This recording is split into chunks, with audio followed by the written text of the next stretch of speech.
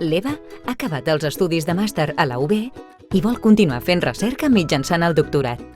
Ajuts predoctorals. Saps que mentre fas la tesi pots gaudir d'un contracte predoctoral?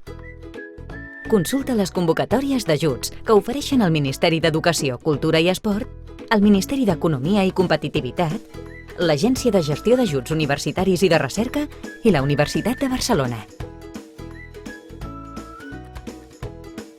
Si tens cap dubte, a Beques i Ajuts a l'Estudiant t'atendrem de manera personalitzada. Vine, escriu-nos o truca'ns. Pots trobar més informació al web del programa BKUB.